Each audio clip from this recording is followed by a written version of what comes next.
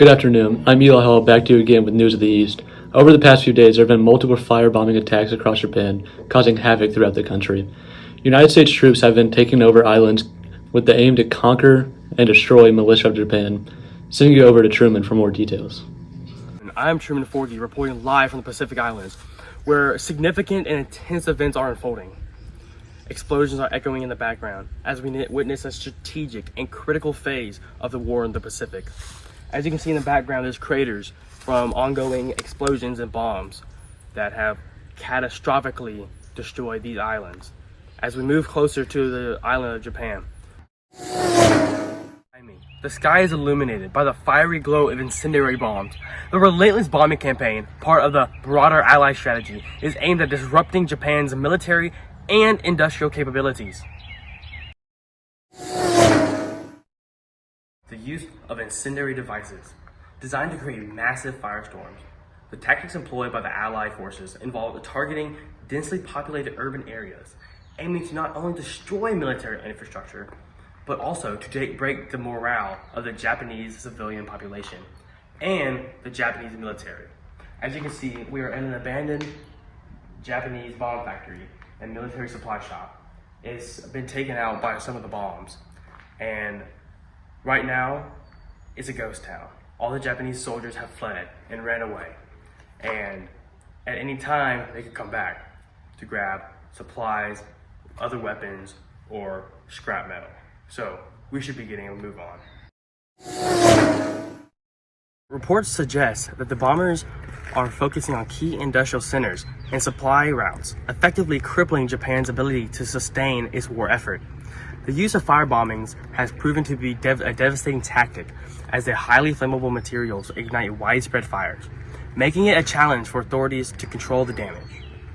Updating on the European front, though, before we dive deeper into the situation here in the Pacific, let's take a moment to recognize a historic moment on the other side of the globe. Just days ago, the Allies declared victory in Europe, marking the end of a long, arduous campaign. The surrender of Nazi Germany has brought a sense of relief and hope for a brighter future.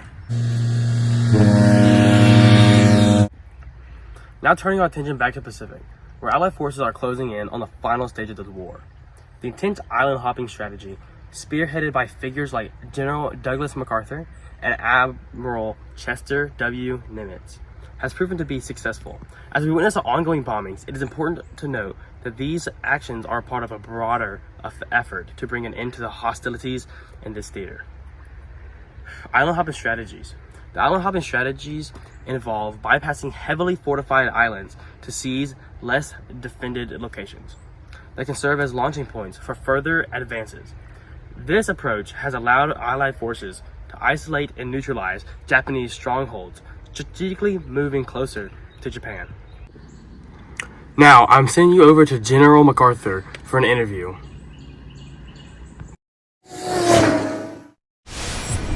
And joining me now is General MacArthur, a key figure in the Allied command responsible for the Pacific Theater. General, thank you for taking the time to speak with us amidst these critical developments. Thank you for having me. I think it's very important that the American citizens know what's going on the Japanese front and our strategies to help win the war. Can you elaborate on the significance of the firebombing campaigns in achieving the Allied objectives? Definitely. The firebombing campaign is one of our most used strategies. We're using it to weaken the Japanese over time.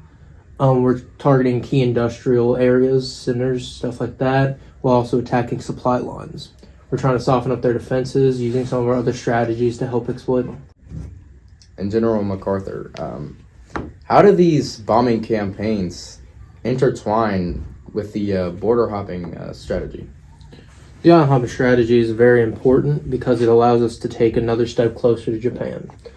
While doing that, it works very well with it because it's slowly breaking them down as we get closer and closer to getting to Japan.